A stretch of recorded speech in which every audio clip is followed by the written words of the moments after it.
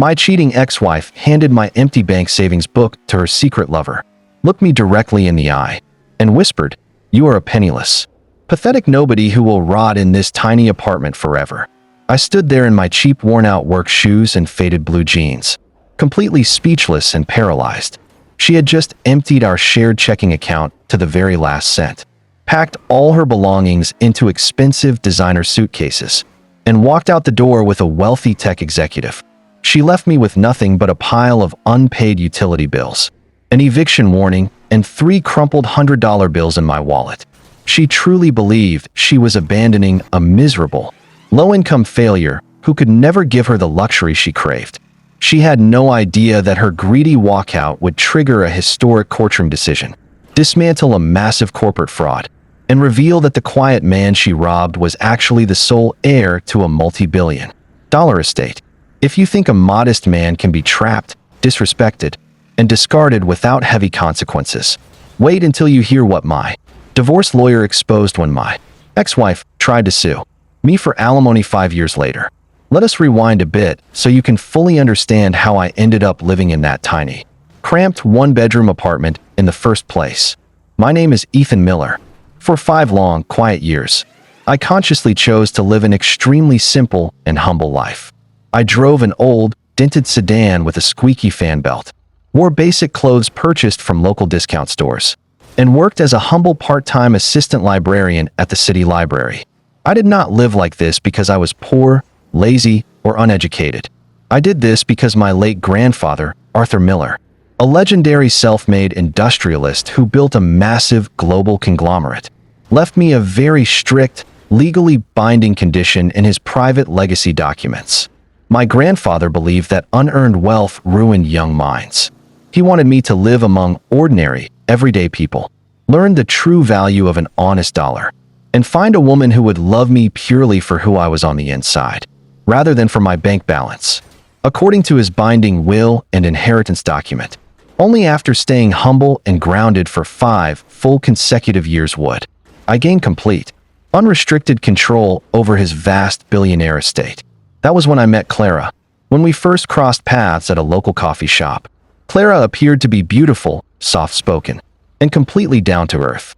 I truly believed from the bottom of my heart that I had found my soulmate. We got married in a small, quiet civil ceremony with just a few witnesses. For the first 3 years of our marriage, I gave her every single ounce of affection, respect, and emotional devotion a husband could possibly offer. I cooked her meals after long library shifts, rubbed her feet, and listened to her dreams. But as months turned into years, Clara's sweet, caring mask began to slip away, revealing a deeply cold, bitter, and greedy heart underneath. Clara grew intensely resentful of our modest lifestyle. She constantly complained about our tiny rental apartment, with its peeling wallpaper, glared with pure green envy at her friends' social media posts featuring tropical vacations, and openly mocked my simple library job in front of guests. To her, I was not a loving husband. I was just a boring, timid loser who lacked ambition. She never missed a single opportunity to throw harsh, painful insults at my face, calling me a pathetic financial anchor, dragging her down into permanent poverty. I swallowed my pride and kept my silence every single day.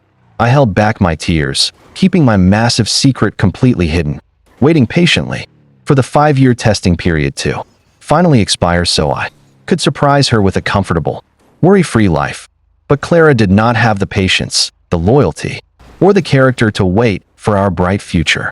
While I was working double shifts during quiet nights at the Central Library, Clara was secretly starting a dark affair with Marcus Vance, a high-flying corporate vice president who flaunted his leased luxury sports cars, expensive Italian suits, and flashy gold watches. When Clara finally decided to tear off the illusion, she did not just ask for a peaceful, civilized separation. She waited until I was asleep, liquidated our entire joint emergency savings account, stole my grandfather's antique pocket watch from my bedside drawer, and threw the divorce papers directly onto my chest, while her new lover leaned against his sports car outside, honking the horn, when the front door slammed shut, leaving me standing alone in the pitch-black silence of that empty apartment. I did not shed a single tear, nor did I run after her car to beg. Instead, I picked up my phone, took a deep breath, and dialed my elder sister, Victoria Miller, who happened to be one of the top commercial fraud investigators and a renowned divorce lawyer in the entire state. "Ethan," my sister said with a calm, razor-sharp tone over the speakerphone, "your 5-year testing period officially expired at midnight. The financial trustees have just verified your clean compliance records. It is time to drop the humble act and claim your grandfather's billionaire estate." For the next 2 long years, Clara and Marcus lived a life of absolute, reckless luxury, constantly boasting on social media about their grand penthouses, private yacht parties, and endless shopping sprees. They used my stolen savings as a down payment for a brand new luxury condo, completely unaware that my legal team was quietly conducting a deep, relentless forensic audit into Marcus's corporate development firm. Under my sister Victoria's brilliant legal direction, our financial investigators uncovered something truly chilling. Marcus Vance was not the wealthy, brilliant hotshot executive he pretended to be in front of society. His entire flashy lifestyle was built on a foundation of massive corporate embezzlement, forged bank financial statements, and illegal land seizures.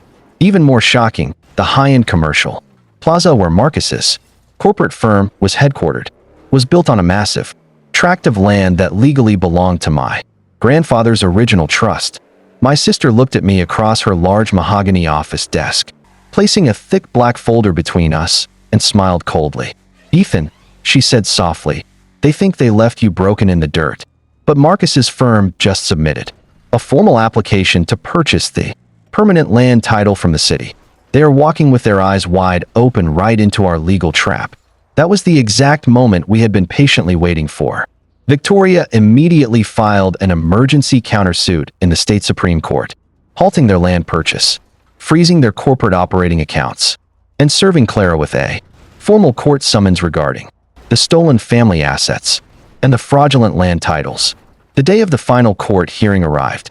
The grand courtroom was packed to capacity with high-profile corporate attorneys, investigative city reporters, and senior financial auditors. Clara and Marcus strutted through the double doors wearing matching designer outfits, holding hands with an arrogant, triumphant smirk on their faces. Clara glanced over at my simple, inexpensive navy suit with a mocking sneer, leaning over to whisper to her attorney that I was probably there to beg the judge for a small monthly alimony check. My sister Victoria stood up before the presiding judge, cleared her throat, and unsealed a thick legal binder containing 50 years of verified trust deeds, certified forensic bank trails, and the original binding will and inheritance documents signed by my late grandfather. Line by line, Victoria presented undeniable, bulletproof evidence proving that my family held complete, absolute real estate ownership over the entire commercial district where Marcus's firm operated. Furthermore, my sister exposed certified bank transfer records showing that Marcus had funneled millions of dollars in stolen corporate funds directly into Clara's personal offshore accounts to hide his financial fraud from federal auditors.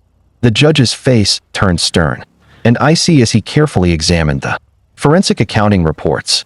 He adjusted his glasses, looked down directly at Marcus and Clara, slammed his heavy wooden gavel with a deafening bang, and delivered his final ruling. The final courtroom decision was swift, absolute, and completely devastating. First, the judge ordered an immediate federal freeze on every single bank account and property held under Marcus and Clara's names. Second, the court stripped Marcus's firm of all commercial operating licenses and transferred full, total real estate ownership of the commercial plaza straight back into my trust. Third, the judge ordered Clara to return every single cent she stole from me, along with astronomical financial penalties for corporate fraud and perjury.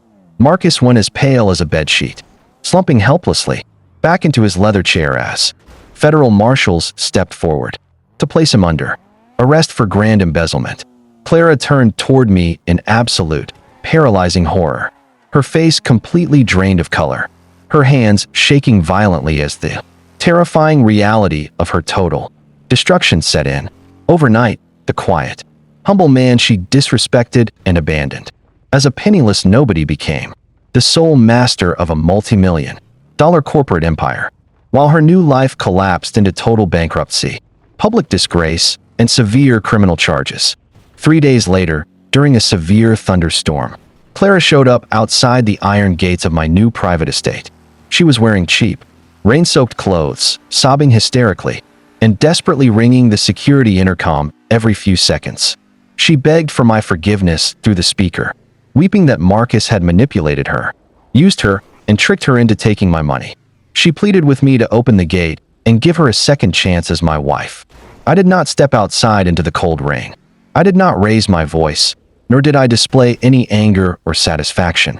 I simply picked up the security phone, looked at her pale, trembling face through the high-definition gate camera, and instructed my legal team to enforce a strict restraining order and serve her with a final disinheritance notice.